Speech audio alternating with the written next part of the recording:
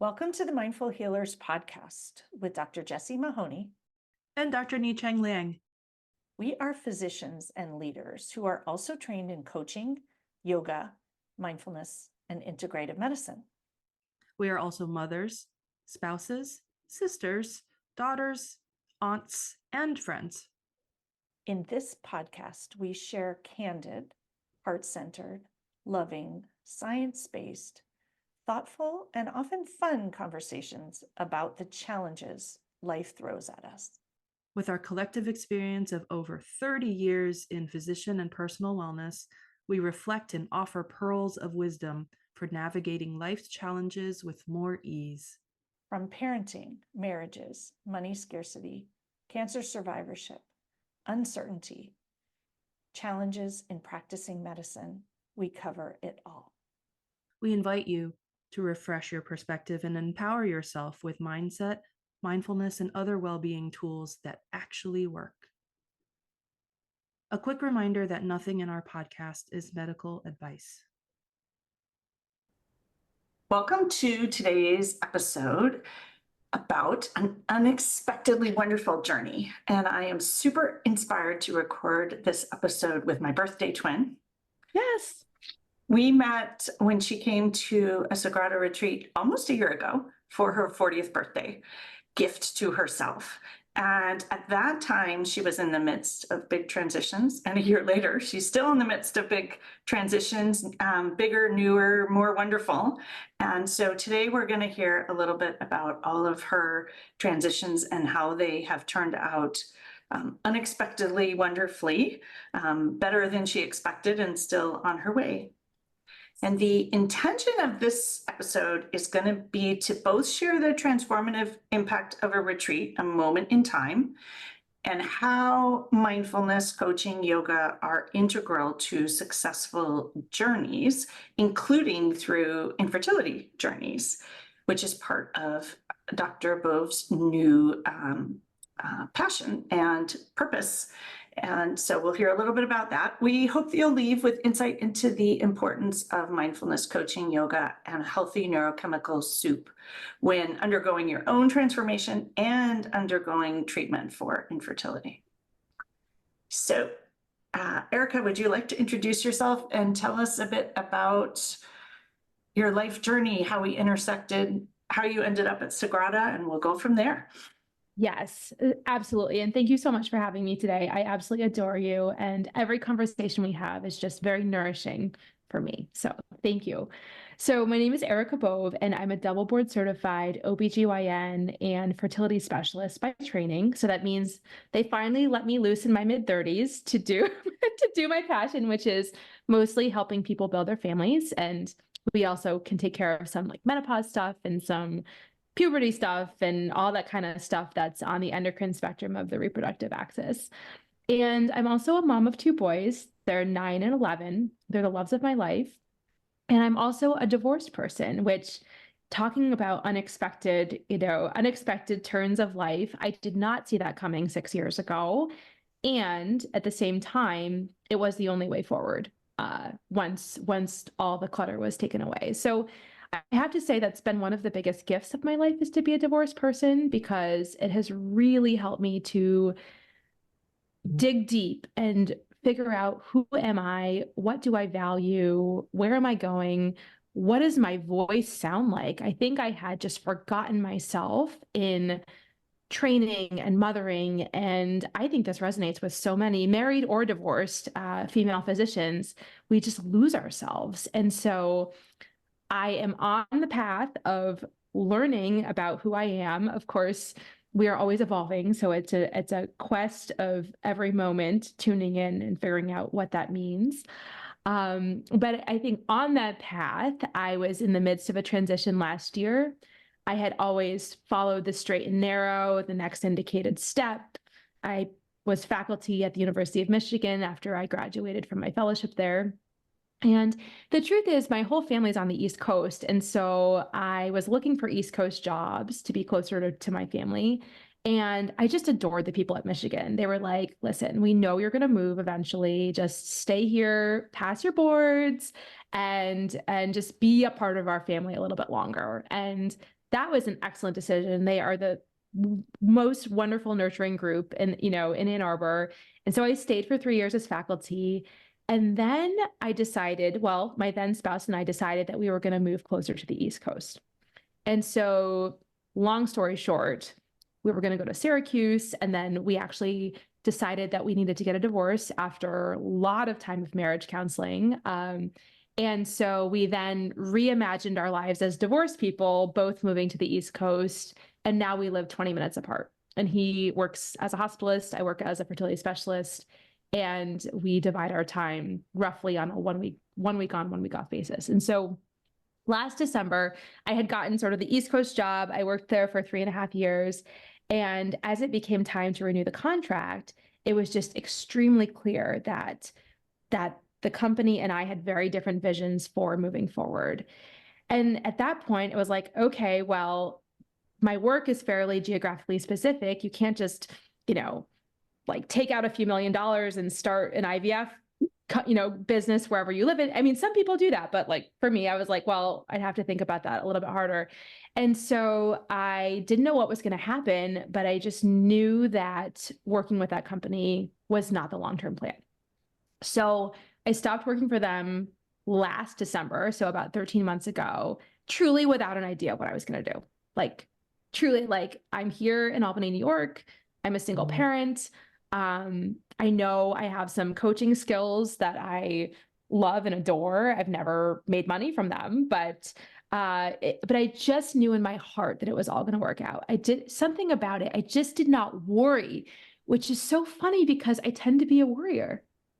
But something about it. Yeah. I tell you that today, Facebook tells me, by the way, that today is the day that I resigned from my job 4 years ago. And I didn't have a plan. So when you said that, I was like, yeah, I didn't really know how I was going to do it. And I did just believe that I would figure it out. And I didn't have it all organized. And it's so different for most of us in medicine. And I think we were talking about making this is an unexpectedly wonderful journey. And that's true for both of us. And what you were describing, how you were in this pause when you figured it out. I was in a pause when I figured it out as well. And so that might be part of the secret sauce, is a pause. I think so too. And actually this ties into my meditation this morning because I always start my day with just a 10-minute meditation. It's kind of a ritual that grounds me. And this morning I always say, this is a thought, coaching would say, this is the thought, but I always say to myself, I hate uncertainty. Like that's the hardest part about this for me is I tend to label myself as fairly type A. I have backup plans for backup plans. And when I think about not knowing exactly what this is going to look like in 6 or 12 months, sometimes that feels like anxiety provoking. And my meditation this morning was all about how creativity only exists in an uncertain space. I always say uncertainty is possibility or uncertainty is opportunity. And when I flipped it to that, it felt much better. And I don't know anyone in healthcare who likes uncertainty because we were trained that uncertainty is bad, dangerous, something bad's going to happen. And interestingly, infertility, which is where you work, is all about uncertainty, by the way, and the patients don't like it and the doctors don't like it. But when it comes up in our own lives, it's really puts us on edge. And so I think it takes meditation to get comfortable and to practice and to get used to it. Yeah. So it's interesting. I think it was also about a year from this date, I can go back and look, when I got this intuition at my kitchen table that I needed to honor my 40th birthday with going to your retreat, which that's something I had never thought about. And I know you offer CME funds, which is wonderful. I was not employed at the time. So I was like, well, I don't have any CME funds to use. But then I thought to myself, okay, so with this new endeavor, I don't have a nanny. Like this actually is going to pay for itself with what I would have spent on the nanny. So it's all going to be okay, which is how I rationalized it. But I just got this clear vision of like, this is what you're supposed to do for your 40th birthday. And it was so like out of anything that I like, yes, I would go to yoga class here and there, and I did appreciate it. But to choose to spend it this way felt like just unusual for me, right? Kind of different. But I was like, no, I'm going. I trust it. It's going to be wonderful. And I also was able to speak to my good friend Karen, who had gone on one of your retreats. And she's just like, you know, she adores you as I do. And she was like, you need to go. You just need to go. And you'll see once you're there. But like, don't wait too much longer. It's going to fill up. And you just like, you know, you can thank me later. Yeah. Fair enough. And actually, I do want to just make that point, because I hear from people who don't have CME that like, I can't do it because they're CME and I don't have CME. And I had forgotten that lots of people come who don't have CME, or they've used their CME. It's really a fabulous experience, even without this needing CME, et cetera.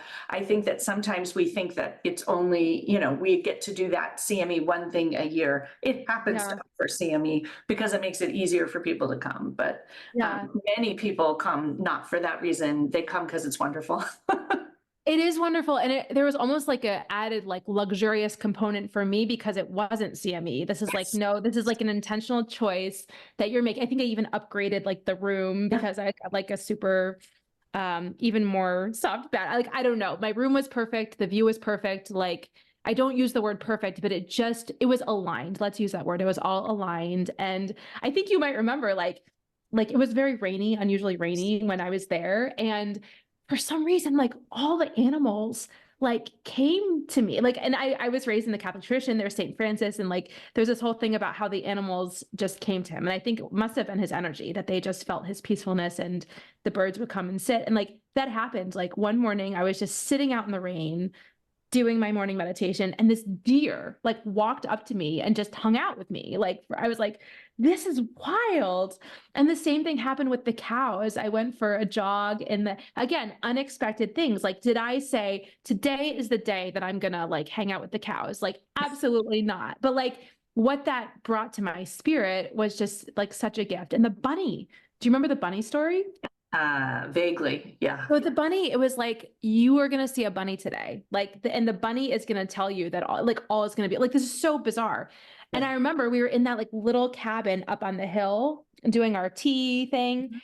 And as we were leaving in the rain, there was this like ginormous plump bunny just like waiting for me. And there are just so many messages from the universe that like, that's where I was supposed to be. This was like the nourishing experience that was going to then sustain me from that point in my life, right?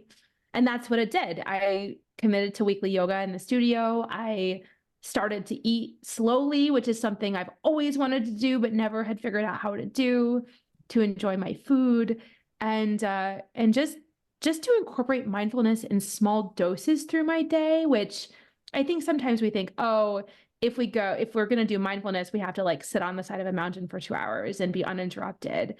But I think the secret of it is learning how in the small moments of, oh, look at that sun, it's peeking up over the trees, or, oh my goodness, this hot tea tastes so very good. Like there's so many moments throughout the day that we can absorb if we can just shift our perception just a little bit. And that's really what I learned, is that I can do that all the time. Yeah. And one of the things that I feel like is a bit different, a retreat is sort of stepping out of reality, but the intention of that retreat is literally what you just said, that you'll take it home. Yes, you practice it there, but it's not this moment in time where that happens and nothing shifts. So you'll go home with a mindfulness practice, and you'll go home eating differently and enjoying your food differently, and with a yoga practice that you didn't have before. And I think that's just one of the really cool things. I also have a memory.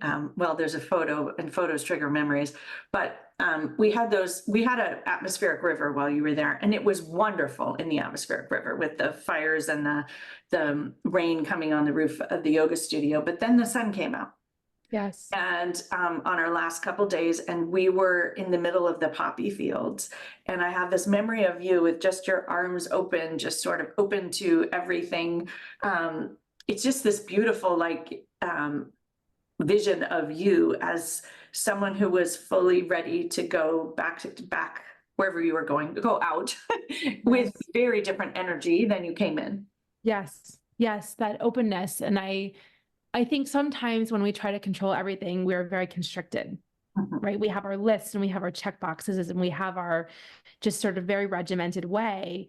but that doesn't leave space for the unexpected and that which is better. Like when I pray, I say like, please allow this to happen or something even better. And that's like kind of the magic of that uncertainty, is that sometimes it actually is better than what you would have planned on your own. Yeah. And so I'm thinking that's a good pivot into sort of approaching uncertainty and then what better happened for you. Although one final word about the Sagrada experience, which I think is relevant, and it's going to tie into why I think you were able to just dive in afterwards.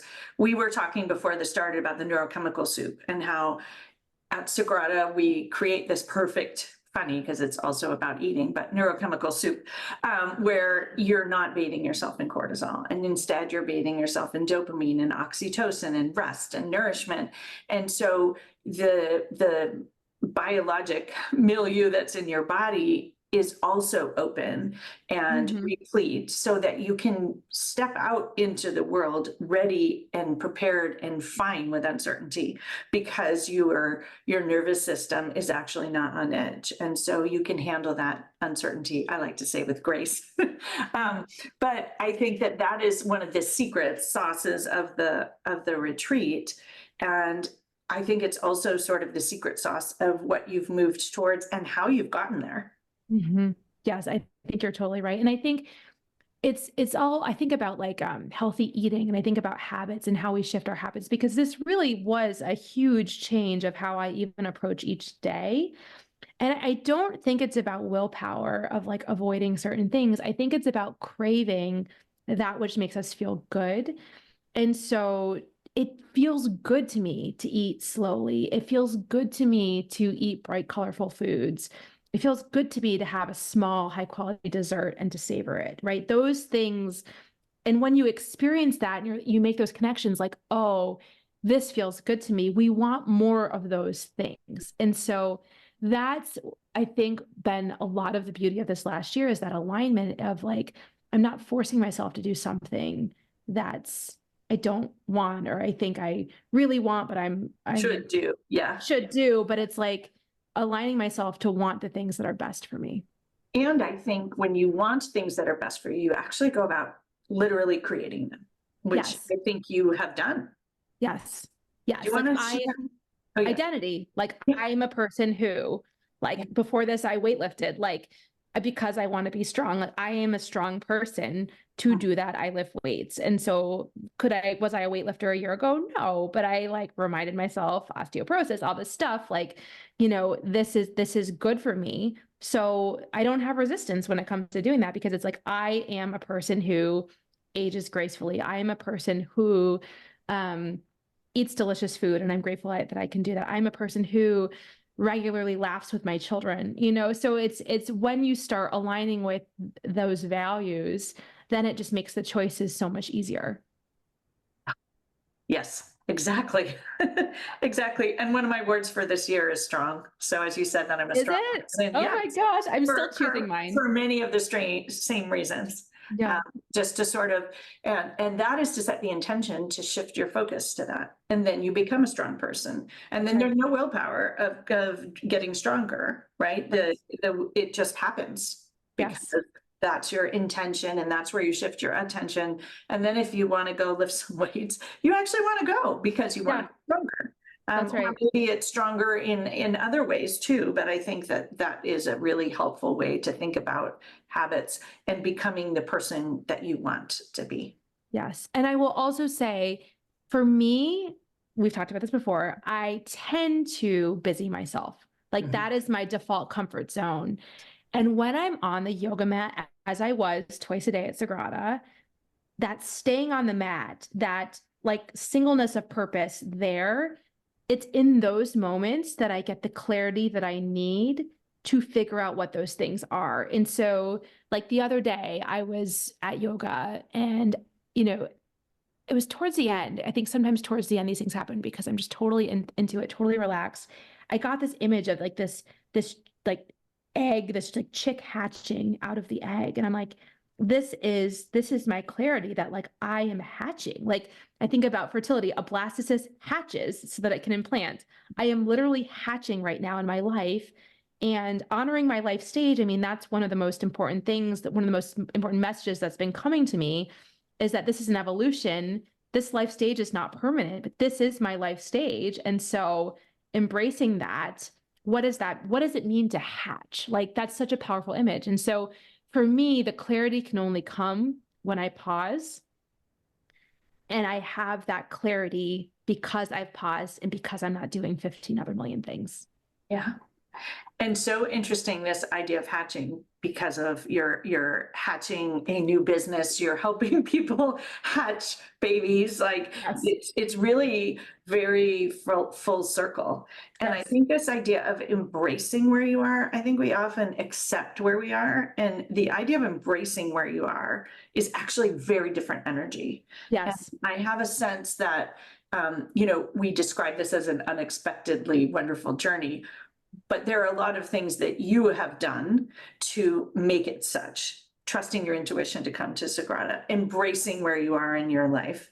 And tell us a little bit more about how you are embracing your new life structure, and then a little bit more about what you're doing with your career a year later, which when we were talking, I think you knew that things were changing when you were at Yes. Sagrada, but you really didn't have any vision of what you are about to begin. No. So, okay. So when I like last December, 2 Decembers ago, when I was about to meet with my group for the negotiations, I called Dr. McGee, who is the division director in Vermont, and I said, I'm going to meet with my bosses next week. I have this intuition it's not going to go well. Like, I don't think this is my forever place. What can we talk about in terms of possibilities? And she said, oh my goodness, can you come in January and give a talk to our group? We really need people doing the clinical work of REI. Could you come like a week a month? We'd work around your parenting schedule and say you'd come, like she even fleshed it out. She's like, you'd come on a Tuesday night, you'd work Wednesday through the Sunday morning procedures, you'd go home in time to get your children. And then that would be amazing for us. I think it would be amazing for you. Give a talk in January. It'll reintroduce you to the group, and then let's see what happens. And so that was really nice because I realized how at every step, it's almost like every big change, right, takes like 2 years before that to emerge. And so I feel like my life has been this overlapping, like tuning in, anticipating when something doesn't feel right, kind of pivoting, getting my Vermont license like 3 years ago, starting that process. And then when I talked with her, she was like, well, you would need a Vermont license. I'm like, done, like got. So it's like, sometimes it's just realizing when things aren't working well and then reaching out and seeing what other possibilities could exist. So I spoke with her. We set the date for the talk. I met with my bosses. It was like clear that that relationship was ending. And so then I gave the talk. Actually, I gave it remotely. I was in New York City seeing Broadway with my mother because they preferred remote at that time, which was awesome. And I remember that the talk just went so well. I was like, I just even got like a little bit emotional, like seeing my mentors who I trained with in medical school. And, I think people at the time were like texting my division director, like, can we hire her now? Like, it just felt like everything was working in that direction. And so when we started talking about the different like logistics and everything, it just all fell into place. So I actually started working there in May, which in medicine, to have this conversation and then to start like being fully credentialed at a place in 4 months, I mean, that's just like amazing. Yes. Yeah. So I think the first thing is saying to her, like, I would love to work with you. I do have these constraints on my schedule around my parenting time. What can we do about that? And she's an outside of the box thinker. And she's like, oh, no worries. We'll work around your parenting schedule. So I would tell you, if you had asked me 2 years ago, would you ever find a part-time REI job, which is reproductive endocrinology and infertility, that works around your parenting schedule? I would say that does not exist. Like, there is no such thing. Like, it is impossible. Like, vehemently, I would dig my heels in and be like, no, it's for all these reasons, it's not going to work. Right. But in this sort of this soup really of like there being needs on both sides and a mutual interest in working together, we found a way where it's helping them, it's helping me, and it's a beautiful alignment. Like the people are amazing, the culture is amazing, the work that I can do is high quality, and I can keep up my skills in what I was trained to do. And at this stage, that's important to me, right? Honoring the stage I'm in. And when I'm with my children, I'm completely present to them. So I can pick them up from school, drop them off, know what's happening. I feel like I know my children in a whole different way now. So that's the first thing, is that I didn't realize I could be present as a mom, as a single parent, and keep up my craft in a way that was very meaningful at the same time. But out of this uncertainty came this beautiful solution that I could not have even conceived of, Yeah. you know, a And couple I years think ago. that should give people listening hope. Like we so often, because we can't conceive of it, we think it doesn't exist. Yes. And yet there is a world of opportunity out there. You know, when I was trained in medicine, it was like, you just take the job that's there, you look at the job listings, and that's what happens. And it's so different now. And so leaving open the possibility of hope and trusting that it will work out, and perhaps even more wonderfully than you had expected.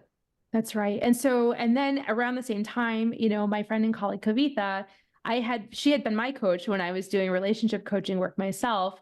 And she had kind of joked all along, like, you know, when you become a certified coach, I'm going to hire you. And it was kind of like this joke between us. But when this job ended, and I had actually become a certified coach during COVID through the life coach school, just like you. And she said, you know, can we have more serious talks about this? And so it was awesome, because it not only gave me a way to build my confidence as a coach, which I really had only done kind of in practice and, you know, here and there with my patients, but it gave me kind of a regular training platform to be able to grow these skills and the confidence needed to really help people. And people, I mean, people, they're transforming their lives. It's so beautiful. So I did that for a very long time. I still do it actually, but I'm transitioning because my heart was speaking to me, and I really saw this need of my patients, like all these professional women who are doing so well in so many aspects of life, and then infertility hits, and it's like, I didn't expect this, you know, in every other aspect of life. If I just worked hard enough, I was able to get the result that I wanted. And there's all this stuff that comes along with that, you know, feeling overwhelmed, powerless, defeated, hopeless, disconnected from a partner potentially, needing to take time off from work, all of this stuff. And I mean, I've been in practice for almost 9 years now. I know this. And then I got this idea, like, maybe I can help people with the emotional side of it and work with another REI, another fertility specialist where somebody is. They'll take care of the actual nuts and bolts of the treatment. And I can be like a guru, a doula, like a support person to help people with the thoughts and feelings that come, so that people can then access their more creative side, their decision making, and even just to feel better. You know, when we feel overwhelmed and hopeless and powerless, we feel stuck. Yep. But if we can actually look at our thoughts, look at our feelings, look at the data, there's a lot of data that a lot of my clients and patients ignore because the brains just do that. It's like, wait, you're only 28. That's amazing, you know, or whatever it is, you know? So I think that's what I decided to do. And Kavitha's been very supportive. I decided to put in the infrastructure for my own coaching practice, actually, which is very different than medicine. I can do it in all 50 states because it's virtual and I don't need a license, that makes it more accessible. And I'm also working on CME right now so that physicians could use that as well. So, you know, my new endeavor is called Love and Science. That's what I say when I do my embryo transfers, because I really think it takes both. I think it's not just science, it's not just love. It really takes that nurturing, that relationship, and the high-tech science to make it all happen. And so it's just been a wonderful thing. And we have one-on-one coaching, we have support groups, we have all this. In terms of my own life, I can structure it right now so that I do the bulk of that when I have my children and on the weekends, like after my procedures are done, when I'm on call. And then it still allows me to be present. So I'm like my highest self, right? And I have my well is full so that I have a lot to give. And I think when I was in my old life, I just kept saying, my gas tank is low. How can I fill my tank? I tried 15 million things, but no matter what I tried, I was still on empty. And so for me, this is a way that the energy is flowing in a way that I have so much to give. And we used this word before, like my life is so rich, like there's so much. And so there's just this abundance of love. There's an abundance of science. There's an abundance of energy for people who need that. And it's just been so beautiful. And I'm thinking about this love and science concept, and even the idea, you are using love and science in fertility, and of course the energy that's put into that loving energy, even when you're implementing the science, likely leads to better outcomes. Yes. And then having your clients be connected with things like self-compassion and mindfulness. And of course, that's what we talk a lot about at Sagrada, and I talk a lot about in coaching, right? What would love do? And Yes. a lot of that ties into the science of it, right? Connecting with love is dopamine, oxytocin. It's that neurochemical soup, which I think in infertility, we've kind of ignored that piece, and we're into the test tube science of it, but there's also neuroscience of it. And we have evidence that things like mindfulness improve outcomes in breast cancer. And I'm 100% sure they improve outcomes in infertility. I just don't know the studies, but, and even down to yoga, as we were talking about, I've given a bunch of talks on yoga as medicine, and there's a lot of research around yoga and health outcomes. And that is not one that I remember hearing about, but I'm 100% sure, just by virtue of the other things that it helps with, that it would be quite integral. And so I'm thinking back to your sort of intuitive decision to just come to Sagrada, and that yet now what you're doing, all of these things, practices that you've developed that have become an integral part of your life, to be able to share those with other people on an infertility journey and likely improve their outcomes. I mean, you'd have to do a study to prove that, but I'm pretty sure. Yeah, well, I will say, even, one of the biggest problems that we have is that it is so overwhelming that people stop doing treatments. And, Yes. and we know, I mean, this is just very basic. This is not even about like physiology or anything else, but we know if you just for example, if you have 3 euploid embryos to work with and you transfer them one at a time, the success rate of a live birth after 3 euploid transfers is 95%. Okay. And But I you know, have to stick it out for 3.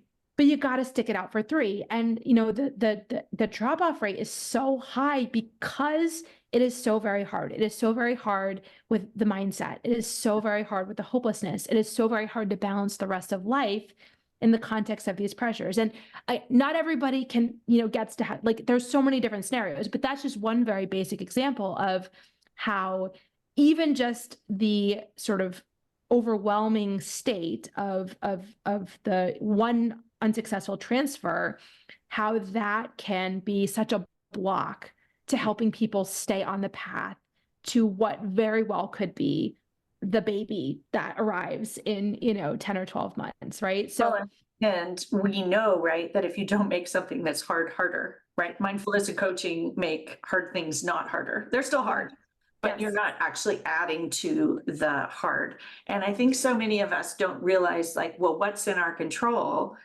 Not what you do in the lab, and I don't even know what you call it in your infertility journey, but not what you're doing. That's not in our control. But what we're thinking and feeling, and our own neurochemical soup, and the way that we're caring for ourselves, and even thinking and feeling about it, that is in our control. And that can have a tremendous impact on, one, the outcome, but also what happens to our marriages in the midst of it, and what happens to all our other relationships, and how we can continue to practice during or not. I think that it's integral. And if you have other children as well, I think many people go through fertility journeys multiple times. So to figure out how to be present and go through fertility all at the same time is wild. Yeah, that's right. And a lot of people say infertility has taken everything. And my goal is to empower people to stand in their power and to say, infertility is just a part of my life right now.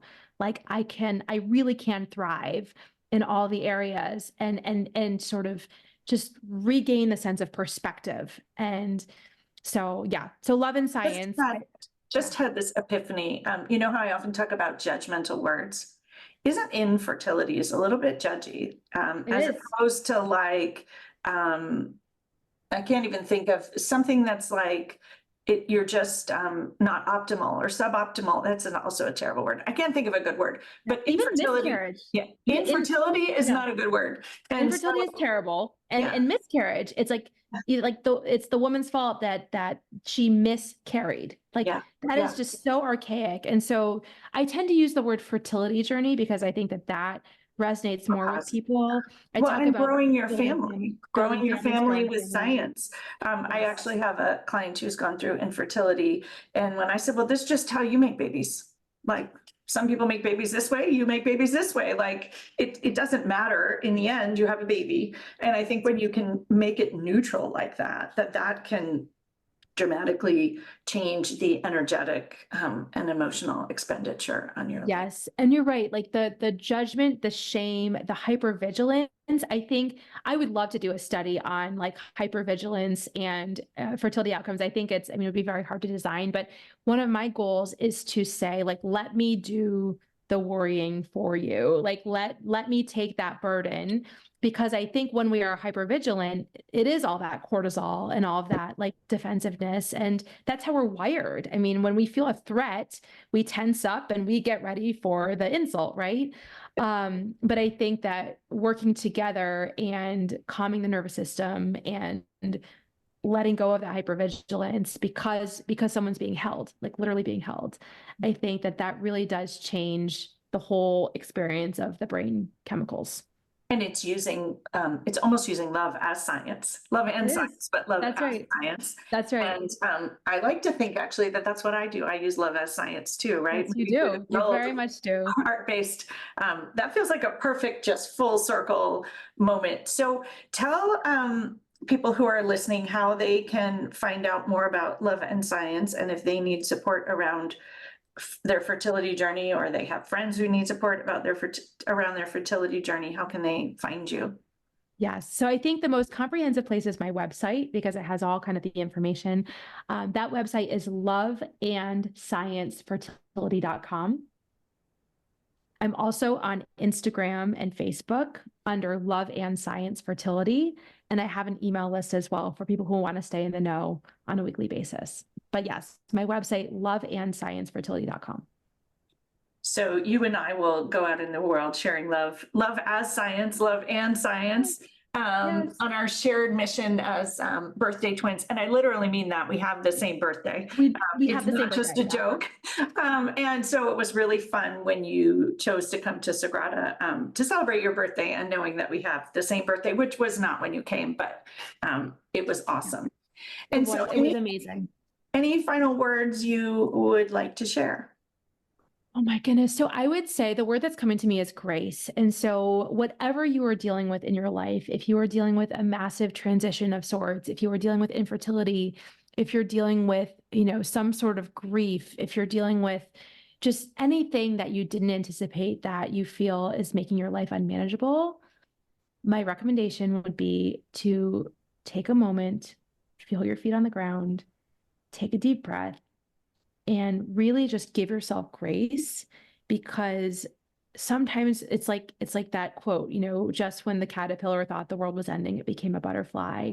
I think of that just as the blastocyst thought that, it was running out of media, like it that, found a beautiful home in the uterus. Like we don't know what's on the other side of the difficulty. And sometimes it's that like crisis or transition time itself that is the very catalyst for the transformation. And so I will tell you, my life right now in this moment is unrecognizable to my life a year ago. I know my children better. We didn't go into this, but I actually fell in love in the space that I had. I have a beautiful career that is marrying my passions, and I'm able to practice medicine. I have this coaching practice. And I will tell you, there's still a zillion unknowns. When I say that, like, I still don't know how so many things will unfold, but I know it's going to be okay. And I know it's going to be even more beautiful than I would imagine. I just need to stay true to myself, surround myself with people who are good influences and also stay true to their values, and just believe that my track record is good. Yeah. It's going to keep evolving in a beautiful way. I often tell people, we have made many amazing decisions in our life. We are very resourceful. We're extremely smart. You have so many resources, and we all have a really good track record. So it is likely that it's going to turn out okay, is what I often say, just to help people, ground their feet on the ground, as you said. But it's likely it's going to turn out much more wonderful than you expect. And your journey has turned into that as well. So thank you so much for coming and sharing your journey and all of these fun thoughts and experiences and what it was like to come to Sagrada. And we will put links to Erica's business in the show notes, and we'll put links if you want to come join me at Sagrada, and maybe Erica, if she's going to come back. A lot of people come back again. I will be back again. Yes. On one of your off weeks. Yes. And so they'll all be there for any of you who would like to find us or join us. Thanks so much for listening. Thank you so much. My pleasure. Thanks so much for joining us. We encourage you to dive into the show notes for each episode for more learnings and resources. We also invite you to take a listen to the many other Mindful Healers podcast episodes. And please share the podcast far and wide with colleagues, friends, and family. If our message and approach resonate with you, we would love to work with you. When you listen to a podcast, you consume information, but when you work with us, you can actually practice and change. We offer coaching and mindfulness experiences, talks, workshops, retreats, and more. Connect with us at themindfulhealerspodcast.com. The content of this podcast is not medical or life advice.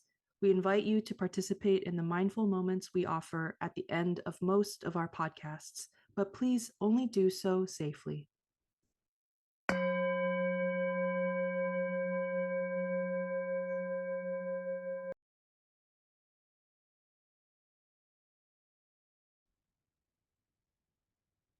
Welcome to today's mindful moment. Taking a pause to find clarity, to find yourself again, and to consider the possibilities of something wonderful. Take a moment to find your sit bones on your chair, your feet on the floor, and if it's safe to do so, close your eyes. Taking a moment to arrive in your body, coming back to the breath, and allowing yourself to consider this question. Who are you now?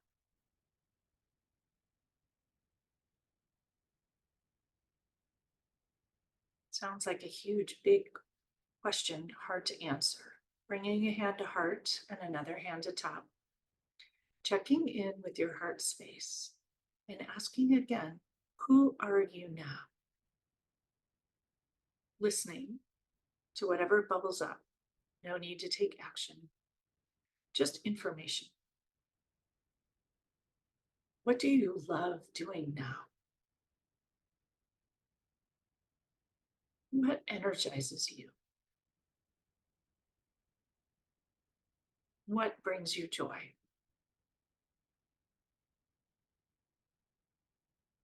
What might you like to gift yourself at this moment in your journey? What supports do you need? Coming back to the breath, breathing into whatever those answers might be. Expected, unexpected.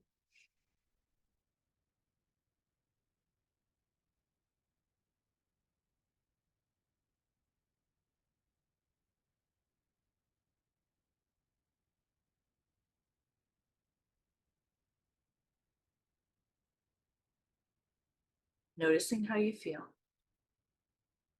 Perhaps asking this question, I am a person who.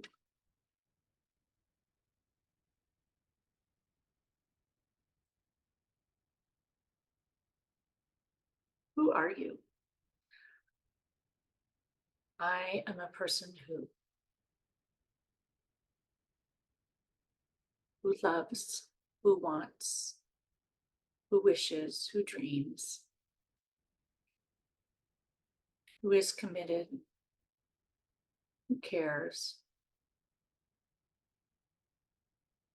Taking this moment here to get to know yourself again, to trust your intuition and your inner knowing,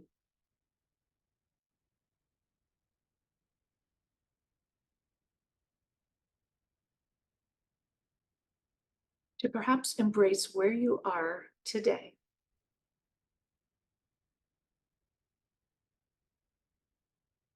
And embrace the possibility of the unexpected. What if it's unexpectedly wonderful? What if a year from now your life is completely unrecognizable to you in beautiful, wonderful ways?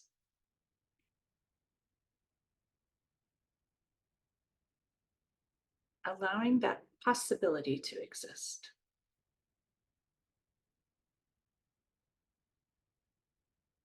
Noticing how you feel. And imagining how you might feel then, how you might like to feel then. When you're ready, you can lower your hands and open your eyes. Thank you so much for practicing with me today. May you all be well. May you all find yourself. May you all reconnect with clarity. And may you all have a life that is unexpectedly wonderful in the days, weeks, and years ahead.